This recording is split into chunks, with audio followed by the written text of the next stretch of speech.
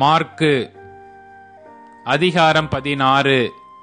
ஓய்வு நாளான பின்பு மகதலேனா மரியாளும் யாக்கோபின் தாயாகிய மரியாளும் சலோமே என்பவளும் அவருக்கு சுகந்த வர்க்கமிடும்படி அவைகளை வாங்கிக் கொண்டு வாரத்தின் முதலாம் நாள் அதிகாலையிலே சூரியன் உதயமாகிற போது கல்லறையின் இடத்தில் வந்து, கல்லறையின் வாசலில் இருக்கிற கல்லை நமக்காக எவன் புரட்டி தள்ளுவான் என்று ஒருவரோடொருவர் சொல்லிக் கொண்டார்கள். அந்த கல் மிகவும் பெரிதாயிருந்தது. அவர்கள் ஏறிட்டு பார்க்கிறபோது அது தள்ளப்பட்டிருக்கிறதை கண்டார்கள். அவர்கள் கல்லறைக்குள் பிரவேசித்து வெள்ளை எங்கி தரித்தவனாய் வலது பக்கத்தில் உட்கார்ந்திருந்த ஒரு வாலிபனை கண்டு பயந்தார்கள். அவன் அவர்களை நோக்கி, பயப்படாதிருங்கள், சிலுவையில் அறையப்பட்ட நசரேயனாகிய இயேசுவை தேடுகிறீர்கள். அவர் உயிர்த்தெழுந்தார். அவர் இங்கே இல்லை, இதோ அவரை வைத்த இடம். நீங்கள் அவருடைய சீஷரிடத்திற்கும் பேதுருவினிடத்திற்கும் போய், உங்களுக்கு முன்னே கலிலேயாவுக்கு போகிறார், அவர் உங்களுக்கு சொன்னபடியே அங்கே அவரை காண்பீர்கள் என்று அவர்களுக்கு சொல்லுங்கள் என்றான். நடுக்கமும் திகிலும் அவர்களை பிடித்தபடியால் அவர்கள் சீக்கிரமாய் வெளியே வந்து கல்லறையை விட்டு ஓடினார்கள். அவர்கள் பயந்திருந்தபடியினால் ஒருவருக்கும் ஒன்றும் சொல்லாமற் போனார்கள்.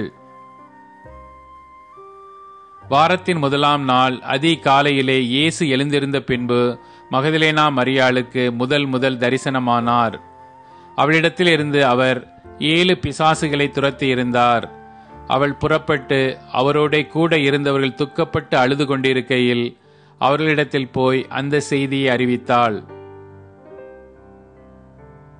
அவர் உயிரோடு இருக்கிறார் என்றும் அவளுக்கு காணப்பட்டார் என்றும் அவர்கள் கேட்டபொழுது நம்பவில்லை. அதன் பின்பு அவர்களில் 2 பேர் ஒரு கிராமத்துக்கு நடந்து போகிற போது அவர்களுக்கு மறுரூபமாய் தரிசனமானார். அவர்களும் போய் அதை மற்றவர்களுக்கு அறிவித்தார்கள். அவர்களையும் அவர்கள் நம்பவில்லை. அதன் பின்பு 11 போஜன பந்தி இருக்கையில் அவர்களுக்கு அவர் தரிசனமாகி உயிர்த்தெழுந்திருந்த தம்மை கண்டவர்களை அவர்கள் நம்பாமற் போனது நிமித்தம் அவர்களுடைய அவிசுவாசத்தை குறித்தும் இருதய கடினத்தை குறித்தும் அவர்களை கடிந்து கொண்டார். பின்பு அவர் அவர்களை நோக்கி, நீங்கள் உலகமெங்கும் போய் சர்வ சிருஷ்டிக்கும் சுவிசேஷத்தை பிரசங்கியுங்கள். விசுவாசம் உள்ளவனாகி ஞானஸ்நானம் பெற்றவன் ரட்சிக்கப்படுவான், விசுவாசியாதவனோ ஆக்கினைக்குள்ளாக தீர்க்கப்படுவான். விசுவாசிக்கிறவர்களால் நடக்கும் அடையாளங்கள் ஆவன. என் நாமத்தினாலே பிசாசுகளை துரத்துவார்கள், நவமான பாஷைகளை பேசுவார்கள், சர்ப்பங்களை எடுப்பார்கள், சாவுக்கேதுவான யாதொன்றை குடித்தாலும் அது அவர்களை சேதப்படுத்தாது. வியாதியஸ்தர் மேல் கைகளை வைப்பார்கள், அப்பொழுது அவர்கள் சொஸ்தமாவார்கள் என்றார். இவ்விதமாய் கர்த்தர் அவர்களுடனே பேசின பின்பு பரலோகத்துக்கு எடுத்துக்கொள்ளப்பட்டு தேவனுடைய வலது பாரிசத்தில் உட்கார்ந்தார். அவர்கள் புறப்பட்டு போய் எங்கும் பிரசங்கம் பண்ணினார்கள்.